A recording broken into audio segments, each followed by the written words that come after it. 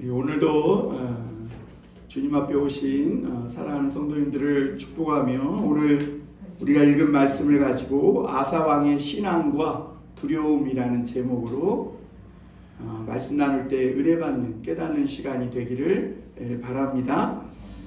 사람은 누구에게나 다 믿음도 있고 두려움도 공존합니다.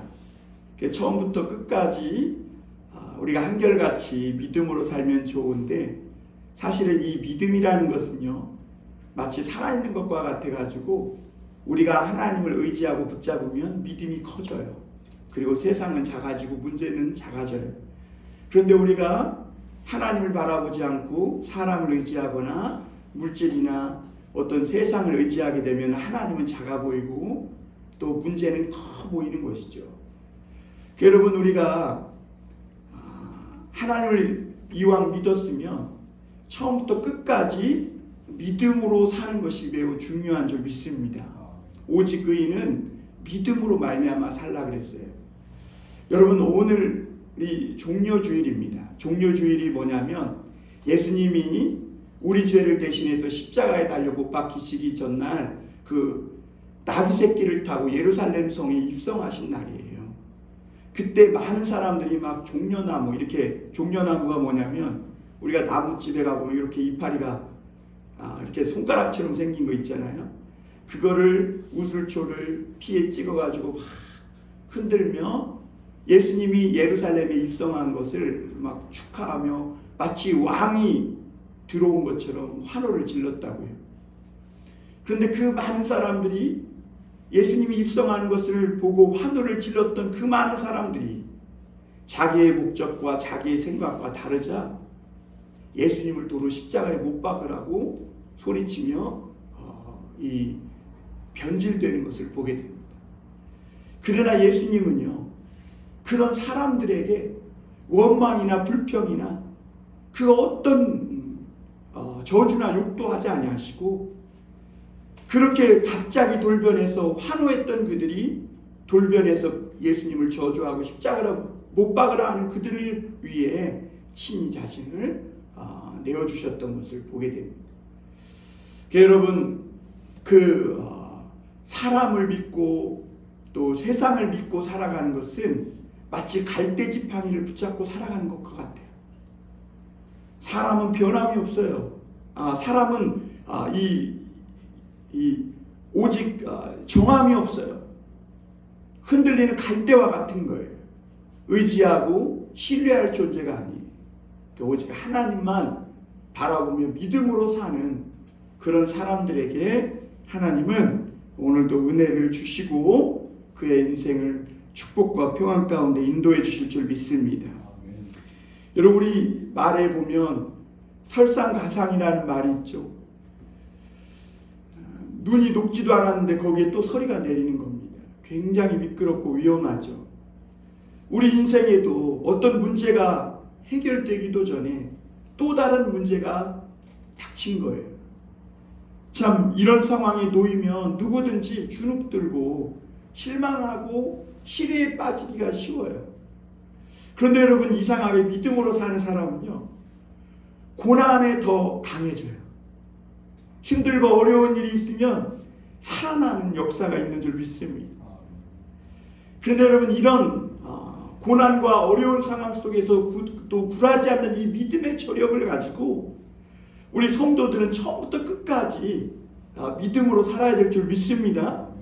코로나 가운데에서도 이겼는데 이제 코로나가 지나면 더 믿음 생활 잘할 것 같고 더 하나님을 의지하고 주님께 매달리며 살 것 같은데 그렇지 못한 것 같아요.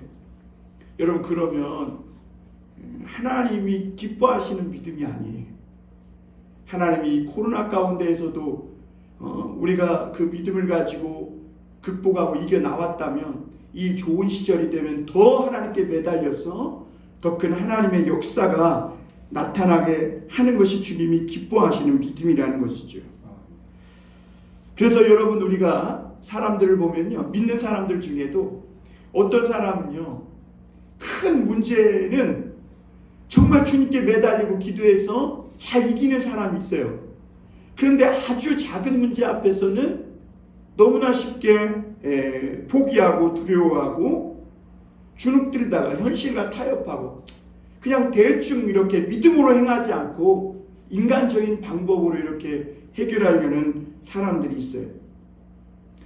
이런 사람들이 성경에도 종종 있는데요. 그러니까 사람이 처음부터 끝까지 하나님을 믿음으로 쭉 살아간다는 것이 쉽지만은 않은 것 같아요.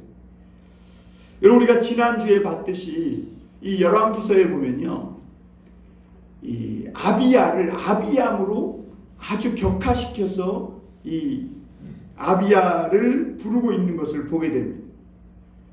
여러분, 왜 그러냐면 의와 거룩함을 쫓아 살아야 할 성도가 욕심과 불법을 따라 행하면 그는 아비야가 아니라 아비암인 거예요. 목사가 하나님 말씀 전하고 공의와 하나님의 의를 행하는 일은 뒤로 제껴놓고 다른 거에 매몰돼서 살아간다면 그 사람은 아비야가 아니라 아비암. 그러니까 하나님 앞에서 자기 정체성을 잃어버리고 살면요, 그는 하나님 앞에 아무런 가치 없는 아비암으로 전락해버리는 것이죠. 여러분, 우리가 아비암도 지난주에 봤듯이 한때는 40만 명을 가지고 80만 명을 이긴 큰 업적을 세운 사람이에요. 그런데 여러분, 아비암에 대한 이 성경의 평가가 너무 가혹합니다. 마음이 다윗과 같지 아니하여 하나님 보시기에 온전하지 못하였다. 한때는 잘했는데 일평생을 놓고 봤을 때 그의 마음이 하나님 앞에 온전치 못한 거예요. 그러니까 하나님의 보시기에는 그가 큰 업적도 있고 뭐 공도 세운 것 같지만 너의 마음은 틀렸다. 반면 오늘 우리가 읽은 이 아비암 왕의 아들인 아사 왕에 대한 평가는 굉장히 좋습니다. 오늘 11절 12절 한번 같이 다시 한번 볼까요? 11절 12절입니다. 아사가 그의 조상 다윗과 같이 여호와의 보시기에 정직하게 행하여 땀새가는 자를 그 땅에서 쫓아내고 그의 조상들이 지은 모든 우상을 없애고 그랬어요. 여러분, 우리는 이 땅에 살면서 사람들의 눈을 굉장히 의식하며 살아요. 그래서 사람들이 볼 때 그 눈을 의식해서 어떻게든지 도덕도 윤리도 지키며 살려고 하지만 사람들이 안 볼 때는 다 죄악의 본성을 따라 살려고 해요. 근데 여러분, 사람의 눈보다 더 무서운 것이 하나님의 눈이에요.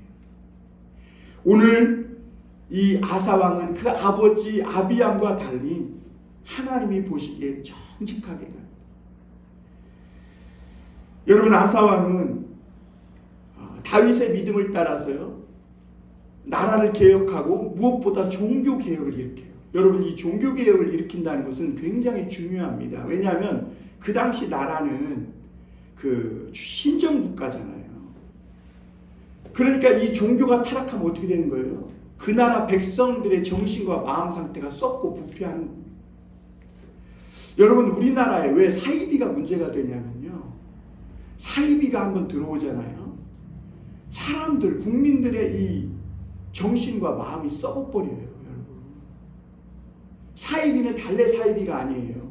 똑같이 하나님을 찾는데 하나님을 찾는 것 같으면서도 자기가 하나님이 되어가지고 자기의 모든 이 정욕, 돈, 권력, 이 모든 것을 하나님의 이름 팔아먹어서 자기가 하나님의 자리에 앉아서 그 모든 것을 누리려고 하는 게 사이비예요.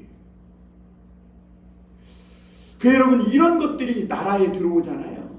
그 국민들이 썩어버리는 거예요. 그 여러분, 이 아사왕이 종교개혁을 한 것은 굉장히 중요한 일을 한 거예요. 그 하나님이 이 아사왕을 좋게 평가한 이유가 뭐예요? 아비암과 여로보암은 자기만 죄지을 뿐만 아니라 다른 사람의 마음과 정신 상태도 썩어버리도록 만들었어요. 그런데 이 아사왕은 그런 부모, 조상들의 잘못된 죄악을 개혁하고 또 종교개혁을 일으켜서 올바른 하나님을 섬기게 했고, 야, 금송아지가 하나님이 아니야, 아세라가 하나님이 아니야, 우리 하나님은 여호와 하나님이시고 그 명령과 율법을 따라 살아 순종해야 돼 라고 종교개혁을 일으킨 거예요. 그리고 그 정신을 가지고 구스와 전쟁을 벌였거든요. 여기 구스는요, 오늘날로 말하면 에티오피아예요. 그 전쟁, 큰 전쟁이 일어났는데 그 전쟁에서요, 그 하나님을 의지하고 큰 승리를 거둔 걸 볼 수가 있습니다. 그렇다고 뭐 이 아사 왕이 잘못한 일은 없느냐? 아니에요. 잘못한 일이 많아요. 이 구스와의 전쟁에서 큰 승리를 거둔 이 아사 왕이요, 이스라엘과의 이 아주 작은 전쟁에 있어서는 돈으로 타협해버려요. 하나님으로 일하시게 해야 되잖아요. 하나님의 사람이면. 근데 돈으로 뭔가 인간적인 방법으로 하려고 하다가 이 죄와 타협하고 불법과 타협하게 되는 거예요. 그리고 그거에 대해서 직언하는 선지자를 옥에 가둬버립니다. 그리고 믿음의 심지가 견고해서 왕이 지금 행하는 일이 잘못됐다고, 틀렸다고 말하면 학대를 해요. 그럼에도 오늘 열왕기는 아사 왕을 다윗의 믿음을 따른 정직한 왕이라고 평가합니다. 물론 그가 늙음하게 이렇게 조금 변질돼서 그가 약간 믿음에서 벗어난 삶을 살긴 했지만, 그래도 그가 종교 개혁을 일으켜서 국민들과 백성들의 마음에 하나님을 경외하고 또 그 썩어빠진 정신상태와 해이해진 부패한 그 마음을 다시 정상 궤도로 놓은 이 공을 하나님이 굉장히 높이 평가해 주신 것 같아요. 그 말은 무슨 말이냐면 여러분, 우리 사람에게는요, 믿는 바, 신앙이 중요하다는 겁니다. 돈을 믿고 사는 사람은요, 모든 일을 다 돈으로 해결하려고 하고요, 힘을 쫓아 사는 사람은요, 모든 일을 힘으로 쫓아 해결하려고. 그러나 우리는 누구를 의지해요? 하나님을 믿어요. 그래서 돈으로, 권력으로, 세상의 인간적인 방법으로 일을 하잖아요. 우리는 이 세상에 똑같이 거하는 교회고 성도들이지만 하나님을 믿고 하나님의 방법대로 그렇게 세상에 일을 행하고 세상을 변화시켜 나가는 사람들이라는 것을 여러분 믿으시길 바랍니다. 신앙이 중요합니다. 오늘 그 모든 가산을 팔아서라도 믿음, 금보다 더 귀한 믿음, 이 영생, 구원, 이 신앙을 살 수 있는 저와 여러분들이 되길 바랍니다. 첫 번째 우리가 생각해 볼 것은요, 믿음의 사람들에게는 저력이 있다는 겁니다. 저력.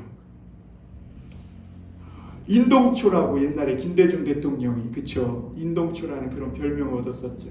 왜 그러냐면 사형 선고를 받고 뭐 감옥에 여러 번 갇혀서 그 인생이 끝날 것 같았는데 어떻게 됐어요? 마침내 대통령이 돼가지고 서해안 고속도로도 뚫고 또 훌륭한 일도 많이 했어요, 나름대로.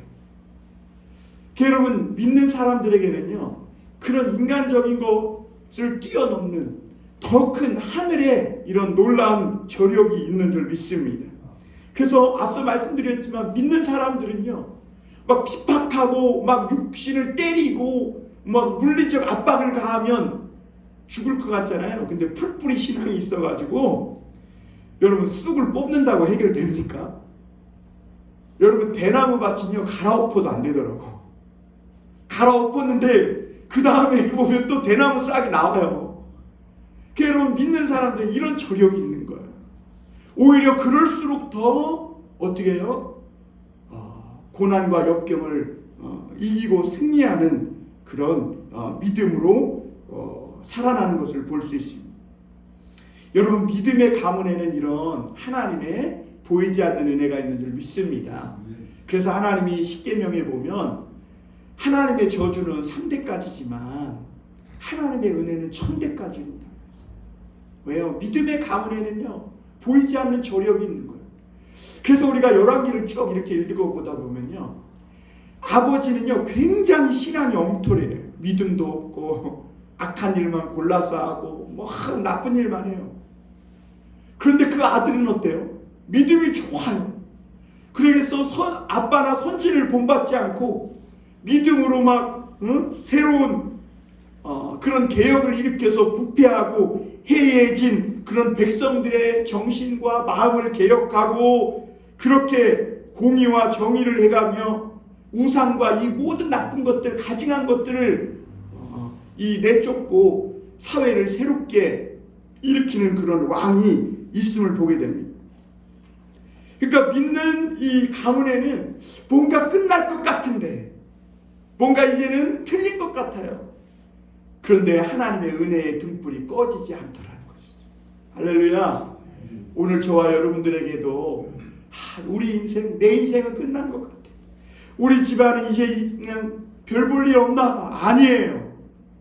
하나님을 믿는 사람들에게는 인간의 힘이나 능력을 뛰어넘고 또 인간의 허물과 죄를 덮고도 남는 하나님의 보이지 않는 놀라운 은혜의 저력이 그 가정에, 그 믿음에 흐르는 줄 믿습니다. 그러므로 여러분, 우리가 오늘도 필요한 것은요, 하나님을 찾는 것인 줄 믿습니다. 물론 세상에서도 열심히 일해야 돼요. 그러나 무엇보다 하나님을 찾는 믿음으로 살 때 하나님이 무너졌던 우리 가정도, 우리 인생도 다시 일으켜 재기할 수 있는 믿음의 저력 있는 삶을 살게 하시는 그런 은혜가 있게 될 줄 믿습니다. 그래서 이 아사 왕은요, 백성들에게 뭐라 그랬냐면, 야, 이제는 우리가 우상을 버려야 된다. 남색하고 동성애하고 이 더럽고 추악한 일들 다 버리고, 야, 이제 우리가 하나님을 찾아야 돼. 율법과 명령을 지키고 모든 우상을 버리고 하나님 앞에 돌아가야 돼 라고 하면서 오늘 남색하는 자를 쫓고 우상을 불사르고 그렇게 하나님 앞에 믿음으로 나아갔던 걸 보게 됩니다. 그랬더니 하나님이 어떻게 했어요? 유다에, 그리고 아사 왕에게 10년 동안이나 평안을 주셔서 전쟁도 없고, 그전에는 어땠어요? 여로보암과 아비암 사이에 항상 전쟁이 있습니다 그랬잖아요. 그 전쟁을 그쳐주시고 평안을 주셨다고 오늘 말씀하고 있음을 보게 됩니다. 우리 오늘 역대하, 다시 한번 역대하 펴볼까요? 14장 한번 펴보세요. 열왕기 상하, 역대 상하 뒤로 이렇게 좀 넘어가면요, 구약성경 672쪽입니다. 역대하 14장 우리 2절 3절 한번 보겠습니다. 2절 3절. 아사가 그의 하나님 여호와 보시기에 선과 정의를 행하여 이방 제단과 산당을 없애고 주상을 깨뜨리며 아세라상을 짓고 유다 사람에게 명하여 그 조상들의 하나님 여호와를 찾게 하며 그의 율법과 명령을 행하게 하고 또 유다 모든 성읍에서 산당과 태양상을 없애매 나라가 그 앞에서 평안함을 누리니라 그랬어요. 여러분, 지난번 아비야에 대한 성경 기록은 아주 짧았습니다. 그런데 오늘 아사왕에 대한 기록은요, 14장, 역대하 15장, 16장까지 가는 걸 볼 수가 있어요. 그러니까 이 아사왕이 백성들의 마음을 새롭게 해서 하나님을 찾게 한 이것이 얼마나 중요한 일인지 몰라요.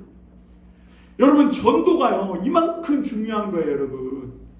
돈에 매몰되고 세상에 놀러 다니고 여행 다니고 세상에서 그냥 하루살이처럼 불나방처럼 그렇게 살던 사람들에게 하나님의 말씀을 증거하고 복음을 전해서 그들의 마음에 하나님을 경외하고 주를 섬기며 살아가게 하는 거, 이것이 굉장히 중요하고요.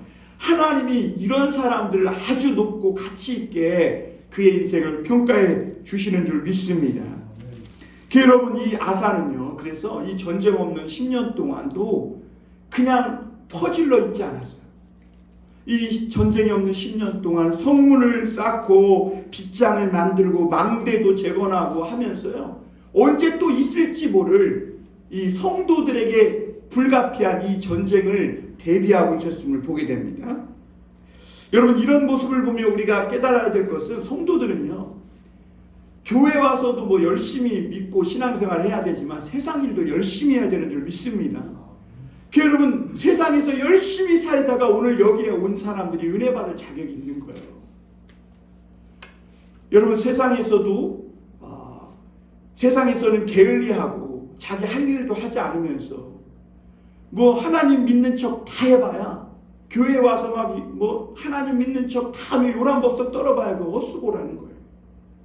여러분, 우리가 하나님을 바르게 믿으려면 오늘 우리가 받은 이 은혜와 하나님을 만난 그 믿음 가지고 세상에 가서 하나님이 우리에게 맡겨주신 그 일들을 최선을 다할 때 하나님이 거기에 평안도 주시고 축복도 더해 주시는 줄 믿습니다. 그 아사 왕은요, 오늘 정말 다른 믿음 생활을 했어요. 위기 때도 하나님을 의지했지만 평안할 때 그가 하나님을 의지하는 그런 삶을 보게 됩니다. 어느 정도냐면요, 그의 어머니 마아가가요, 여기서 마아가는 그 아비암의 부인인데요, 근데 아비암의 어머니도 마아가거든요. 그 이게 무슨 표현이, 이런 표현이 있냐 그러지만, 여러분 우리가 박씨 가문 그러잖아요. 그러듯이 성경도요, 할머니, 그 증조할머니, 고조할머니 이런 분들을 그의 어머니라고 이렇게 표현을 합니다. 그래서 여러분 이런 부분에 혼동이 없기를 바라고요. 어쨌거나 그의 어머니 마아가는 그가 암몬 사람이잖아요. 그러니까 몰래 아세라상을 들여다가 아세라상을 섬긴 거예요. 아들 모르게.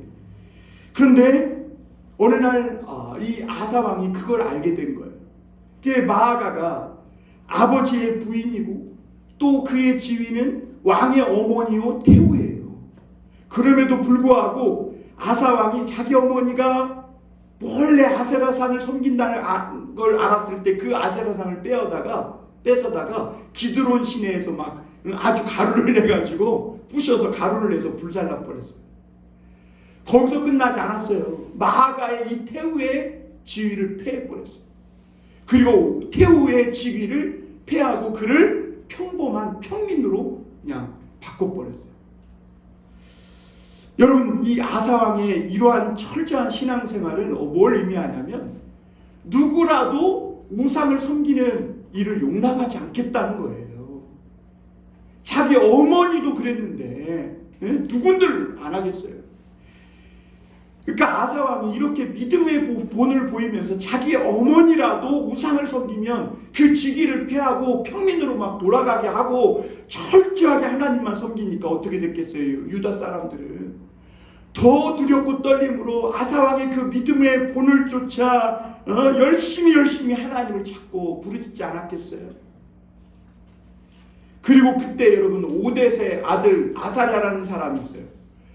그러니까 그 오뎃 그 선지자인데 그들에게 성령이 임해가지고 아사왕에게 나와서 막 그 말씀으로 불을 붙이는데요. 역대하 15장 한번 펴보겠습니다. 역대하 15장 1절 2절 우리 함께 같이 읽어보겠습니다. 역대하 15장 1절 2절 우리 같이 한번 읽습니다. 시작. 하나님의 영이 오뎃의 아들 아사랴에게 임하심에 그가 나가서 아사를 맞아 이르되 아사와 및 유다와 베냐민의 무리들아 내 말을 들으라. 너희가 여호와와 함께하면 여호와께서 너희와 함께하실지라. 너희가 만일 그를 찾으면 그가 너희와 만나게 되시려니와 너희가 만일 그를 버리면 그도 너희를 버리시리라. 막 이 오뎃과 아세랴가 그 하나님의 말씀을 아사왕에게 막 전하니까 이 아사왕이 그 선지자가 전하는 말씀을 마음에 믿은 거예요. 여러분 이런 개혁을 할 때 인간적으로 두렵던가요? 안 두렵던가요? 사실 여러분 내가 강한 척 하지만 두려운 거예요. 왜냐하면 저도 뭐 얼마 전에 그런 일을 좀 겪었는데요. 많은 사람들이요, 내가 아무리 이게 뭐 객관적으로, 그러니까 주관적이 아니에요, 객관적으로 옳은 말을 해도요, 거기에 앉은 많은 사람들이 막 틀렸다고 말하니까 괜히 위축되더라고요. 근데 어떤 한 목사님이 전화 와가지고 나보고 그러는 거예요. 내가 조금 위축돼 있고 마음이 힘들어하니까, 아니 하나님의 마음을 품고 옳은 말을 한 사람이 뭐가 두려워서 위축돼 있냐, 그러지 말라는 거예요. 그러면 그거는 하나님의 뜻을 저버리는 거라는 거예요. 그렇게까지 말을 하니까 마음에, 그렇구나, 내가 하나님의 말씀을 전했으면 두려워할 필요가 없구나. 그래서 여러분 아사왕도요, 이 하나님의 말씀을 듣고 마음에 막 담대함을 얻은 거예요.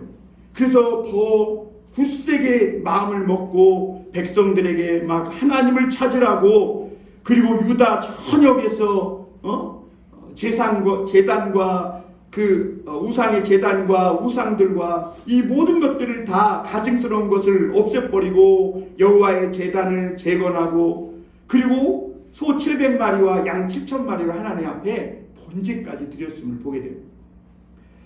그러면서 이 아사 왕은 그치지 않고 계속해서 선포합니다. 야, 우리가 하나님을 찾자는 거야. 하나님을 찾자. 사랑하는 성도 여러분, 우리가 하나님을 찾을 수 있길 바랍니다. 목숨과 마음을 다하여 찾자. 그랬어요. 목숨과 마음을 다하여 찾자. 우리 그 역대하 15장 12절 16절도 한번 다시 또 볼까요? 거기에 보면 아사왕이 이렇게 외칩니다. 역대하 15장 12절부터입니다. 또 마음을 다하고 목숨을 다하여 조상들의 하나님 여호와를 찾기로 언약하고 이스라엘 하나님 여호와를 찾지 아니하는 자는 대소남녀를 막론하고 죽이는 것이 마땅하다 하고 무리가 큰 소리로 외치며 피리와 나팔을 불며 여호와께 맹세하며 온 유다가 이 맹세를 기뻐한지라. 무리가 마음을 다하여 맹세하고 뜻을 다하여 여호와를 찾았으므로 여호와께서도 그들을 만나 주시고 그들의 사방에 평안을 주셨더라. 할렐루야. 이렇게 아사왕이요 이 오뎃의 예언을 듣고 우리가 마음을 다하여 목숨을 다하여 하나님을 찾자. 그래서 이스라엘 백성들이 한 마음으로 이 더럽고 가증한 죄악들을 버리고 하나님을 찾으니까 어때요? 하나님이 약속하신 대로 만나 주신 것이죠. 여러분, 오늘도 우리가 하나님을 찾고 하나님을 찾고 구하면 하나님이 만나 주시는 줄 믿습니다. 믿음의 사람들에게 이런 믿음의 저력이 있는 거예요. 지금 좀 우리가 실수하고 허물이 있었어. 오늘 우리가 조금 밑바닥에 떨어진 것 같지만 믿음의 가문에는 보이지 않는 하나님의 은혜가 흘렀어.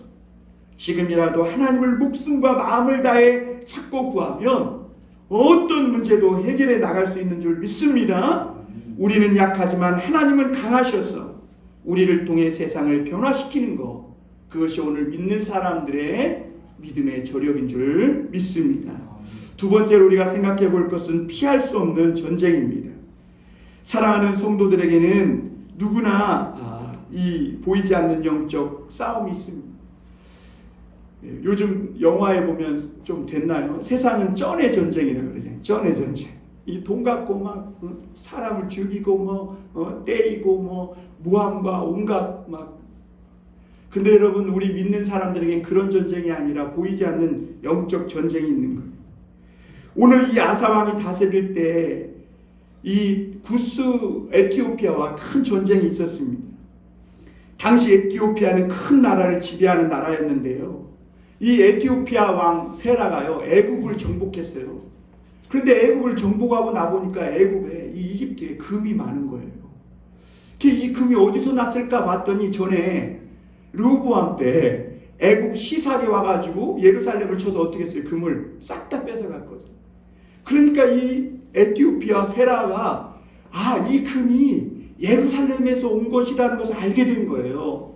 그래서 예루살렘을 공격하면 이 더 많은 금을 가질 수 있겠구나. 세상은 여전히 쩐의 전쟁인 거죠. 그래서 여러분 100만 대군가요. 병거 300대, 탱크 300대를 끌고 예루살렘을 치러 올라온 겁니다. 물론 이때 유다는요 58만 명의 정예병이 있긴 있었어요. 그러나 여러분, 아무리 58만 명이 있어도 100만 대군을 이길 수는 없는 것이죠. 아사가 하나님을 열심히 찾았을 때 10년 동안 평화가 있었어요. 그렇게 하나님의 말씀 붙들고 우상을 버리고 열심히 하나님을 찾았는데도 불구하고 그들을 무너뜨리고 멸망시키려는 사단의 큰 시험과 공격이 그들에게 찾아온 것이죠. 그때 아사왕은 하나님 앞에 기도했어요. 오늘 역대하 15장 11절 한번 볼까요? 15장 11절입니다.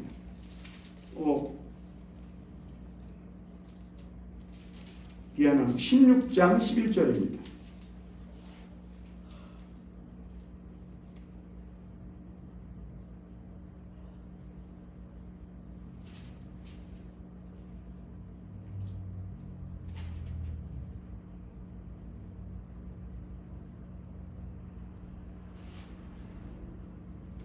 죄송합니다. 14장 11절입니다. 14장 11절. 제가 잘못 써놨어. 자, 우리 11절 한번 같이 읽어볼까요? 시작. 아사가 그의 하나님 여호와께 부르짖어 이르되 여호와여 힘이 강한 자와 약한 자 사이에는 주밖에 도와줄 리가 없사오니 우리 하나님 여호와여 우리를 도우소서. 우리가 주를 의지하오며 주의 이름을 의탁하옵고 이 많은 무리를 치러 왔나이다. 여호와여 주는 우리 하나님이시오니 원하건대 사람이 주를 이기지 못하게 하옵소서 하였더니 이렇게 말합니다. 여러분, 아사왕은 하나님 강한 자와 약한 자 사이에 이 약한 자를 도울 수 있는 분이 하나님밖에 없다고 고백합니다. 그러면서 하나님 우리를 도와주옵소서. 하나님 사람이 하나님을 이기지 못하게 하옵소서. 주야 하며 믿음으로 돌격한 거예요. 그랬더니 어떻게 됐어요? 이상한 일이 벌어졌어요.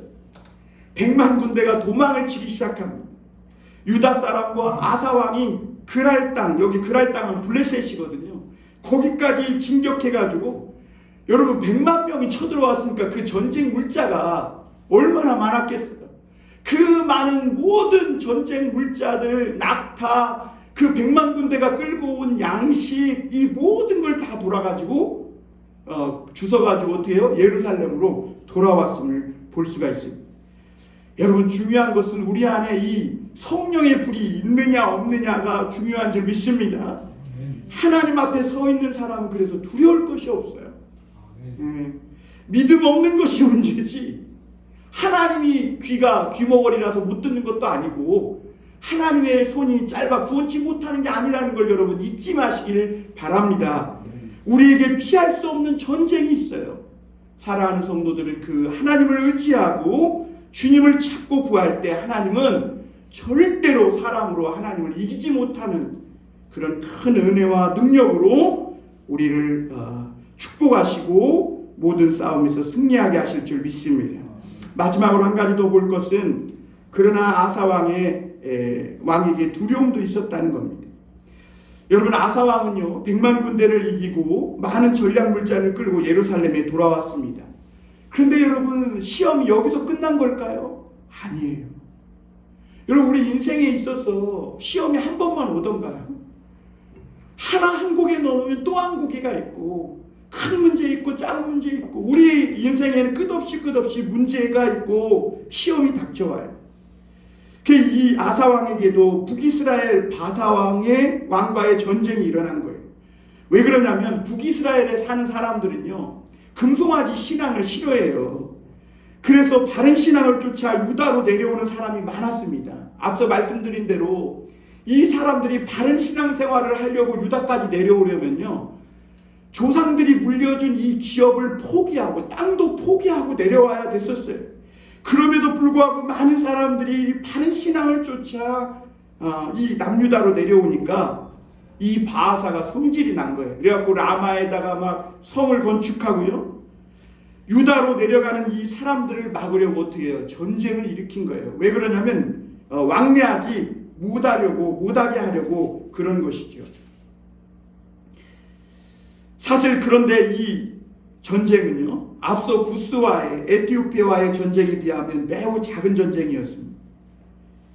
그리고 또 이 바하사는 누구냐면 여로보암을 반역을 일으켜가지고 왕이 된 사람이, 그러나 반면 이 아사는 어떤 사람이에요? 하나님을 의지해서 100만 대군을 이긴 승리한 저력이 있는 믿음의 왕이에요. 그리고 어려운 상황에서도 하나님을 열심히 찾았고 그 결과 하나님을 만나서 큰 승리를 거뒀던 믿음의 체험이 있는 그런 왕이에요. 그러니까 북쪽 바하사를 겁낼 필요가 있어요, 없어요? 없죠. 왜냐하면 이 바하사와의 전쟁은 앞서 구스와의 전쟁에 비하면 파리떼 잡는 것과 똑같은 거예요. 그런데 이상하게요, 아사왕이 북이스라엘과의 전쟁을 두려워하기 시작합니다. 그 이유가 정확히 나타나진 않지만 아마 늙어가면서 믿음이 해이해졌거나 아니면 욕심이 생겼던 것이 있었던 것 같아요. 아니면 신앙이 해이해졌거나 영적 침체가 온 것 같아요. 아사는 이길 수 없는 전쟁에 대해서는 하나님께 찾고 매달렸지만 아주 작은 문제 앞에서는 두려워하고 있음을 보게 됩니다. 하나님이 과거에 도와주신 건 잊어버리고 이 북이스라엘과의 전쟁에 하나님 앞에 전적으로 매달리지 못하고 있는 것이죠. 그러다 아사는 어떻게 하냐면 결국 돈으로 타협하고 막 성전과 왕궁의 모든 은금을 딱딱 긁어다가 누구에게 주냐면 베나다드에게 줘요. 그리고 뭐라고 요청하냐면 당신이 이스라엘의 뒤쪽을 쳐달라고 그랬어요. 왜냐하면 지금 이 남유다 이스라엘 그 위에 아람이 있거든요. 지금으로 말하면 남한, 북한, 중국 있는 거랑 똑같은 거예요. 그러니까 이 38선쯤에 김정은이가 막 성을 쌓고 탈북자들이 못 넘어가게 하잖아요. 전쟁을 일으키려고 하는 거예요. 그러니까 이 남한의 중국에게 저 뒤쪽을 좀 쳐달라고. 그러니까 이 바하사가 그 이스라엘 뒤쪽이 전쟁이 났다는 소식을 듣고 돌아갑니다. 그 사이에 아사 왕이 어떻게 하냐면 유다 백성들을 다 이끌고 와서 바하사 왕이 그 남유다 쪽 경계에서 성을 쌓으려고 했던 모든 목재와 석재를 다 가져다가 그 게바와 미스바라는 성을 건축하는 것을 보게 됩니다. 아사 왕의 전략이요, 인간적으로 보면 굉장히 뛰어난 전략이에요. 손에 피 한 방울 묻히지 않고 전쟁에서 이기고 바하사 북이스라엘을 물러가게 한 거예요. 그러니까 손에 코도 안 묻히고 코 푼 거예요.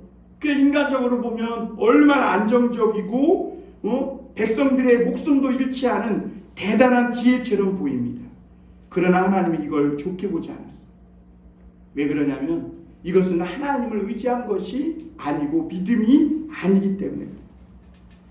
아사는요, 하나님이 아니라 황금과 사람을 의지했어요. 베나다드에게 그리고 고개를 숙였음을 보게 됩니다. 원래요, 나중에 하나니가 이 예언한 것을 보면 하나님은요, 이 아람까지 남유다 손에 붙여버리려고 했어요. 그런데 아사 왕이 미리 가서 고개를 숙여버리니까 어떻게 되는 거예요? 그 나중에는요, 이 아람이요, 이스라엘을 무너뜨릴 뿐만 아니라 유다까지 아주 힘든 공경에 빠뜨리는 것을 보게 됩니다. 그래서 하난이라는 선지자가 아사 왕에게 찾아와서 이렇게 말한 16장 7절 8절입니다. 우리 여기 한번 같이 읽어보겠습니다. 역대하 16장입니다. 역대하 16장 7절 8절 우리 한번 소리내서 읽어보겠습니다. 시작. 그때 선견자 하나니가 유다왕 아사에게 나와서 그에게 이르되 왕이 아람 왕을 의지하고 왕이 하나님 여호와를 의지하지 아니하였으므로 아람 왕의 군대가 왕의 손에서 벗어났나이다. 구스 사람과 룹 사람의 군대가 크지 아니하며 말과 병거가 심히 많지 아니하더이까. 그러나 왕이 여호와를 의지하였으므로 여호와께서 왕의 손에 넘기셨나이다. 이렇게 말해요. 왜 하나님을 의지하지 않고 돈을 의지하고 사람을 의지했느냐는 거죠. 100만 군대와 싸울 때는 하나님을 의지해놓고 이 파르테 같은 바하사랑 싸울 때는 그게 뭐라고 돈을 의지하고 사람을 의지하고 왜 베나다드에게 가서 머리를 숙이냐는 거예요. 여러분, 사람이나 교회나요, 돈이 많으면 시끄러워 못 살아요. 그리고 하나님을 의지하고 일하려고 안 해요. 돈 많으면 돈으로 다 하려고 하고요, 힘 있으면 힘으로 하려고 해요. 오늘 아사 왕이 그게 문제였던 거예요. 그래서 선지자는 뭐라고 말하냐면 왕이 미쳐가지고 망령되이 행했다는 거예요. 그래서 이제는 나라가 평안하지 않을 것이다. 사람은 정말 돈이 많고 인기 많고 권력이 많으면 미치는 습성이 있어요. 자기가 뭐든 다 할 수 있을 것 같아요. 그 아사는 선지자 말을 듣고 굉장히 화가 났어요. 그 직언을 듣지 못하는 거예요. 여러분, 높은 자리에 있는데 직언을 듣는다. 그 사람은 대단히 훌륭한 사람이에요. 그래서 선지자 하나니를 어떻게 감옥에 가둬버립니다. 왜냐하면 아사왕의 생각 그리고 또 그 신하들의 생각은 선지자와 다른 거예요. 왜냐하면 나라도 안정시키고 전쟁이 없이 그리고 백성도 목숨도 지키고 굉장히 뛰어난 전략을 했다고 생각하는 것이죠. 남의 손으로 코도 안 묻히고 피 한 방울 안 묻히고 그렇게 북이스라엘과의 전쟁도 피하고 거기서 석재도 갖고 오고 목재도 갖고 와서 큰 성을 2개나 지었는데 이게 남는 장사 아니냐는 거죠. 그런데 어디서 변변치 못한 선지자가 나타나가지고 왕이 미쳤다고 하질 않나, 하나님을 의지하지 않았다고 막 큰 소리 치지 하지 않나. 그러니까 이 아사 왕이 참을 수가 없었어. 그 선지자를 옥에 가두고 믿음의 심지가 견고해서 직언을 하는 사람들을 학대하기 시작합니다. 그리고 오늘 말씀에 보면 아사왕 말년에 늙음하게 다리에 병이 생겼다 그랬어요. 열왕기는 그냥 병이 생겼다 그랬는데 역대기에 보면 다리에 병이 생겼거든요. 근데 다리에 병이 생기는 경우는 크게 보면 두 가지예요. 현대의학으로 보면 통풍이 생기거나 당뇨병, 합병증이거나. 여러분, 통풍, 당뇨병, 합병증이 뭐예요? 너무나 잘 먹고 기름지고 고기 먹고 술 먹고 그래갖고 오는 것이 통풍이고 당뇨병이거든요. 그러니까 이 아사왕이 말년에 얼마나 게을렀었는지를 보게 되는 거예요. 그리고 아사왕은 그 병으로 일어나지 못하고 2년 만에 죽습니다. 하나님을 의지하고 믿음으로 진격했을 때 그는 100만 대군도 이겼어요. 그러나 돈과 사람을 의지하기 시작하니까 작은 문제 앞에서도 벌벌벌 떨고 두려워하기 시작하고 하나님은 작아 보이고 문제는 커 보이게 된 거예요. 그리고 결국엔 아람 왕에게 고개까지 숙였던 것을 보게 됩니다. 여러분, 끝까지 우리가 믿음의 성도지만 하나님을 끝까지 의지하고 살아간다는 것이 쉽지 않습니다. 대개 하나님이 도우셔서 큰 승리를 거둔 후에는요, 하나님을 찾지 않아요. 성도들 중에도 힘들 때 하나님을 찾아서 하나님을 만나서 하나님의 도움으로 부자되고 살만하면 다 자기가 자기 능력으로 이룬 것처럼 하나님을 의지하지 않는 것을 보게 됩니다. 여러분, 오늘 우리의 올바른 신앙이 무엇입니까? 하나님이 도우셔서 끝까지 변치 않고 하나님을 찾고 하나님을 만나며 주님과 동행하는 그런 신앙이 바른 신앙인 줄 믿습니다. 사랑하는 우리 모든 성도들, 끝까지 하나님이 도우셔서 하나님의 은혜와 축복으로 그 믿음을 잃지 않고 승리하는 저와 여러분들이 되시기를 주님의 이름으로 축원합니다. 기도하겠습니다. 사랑의 하나님,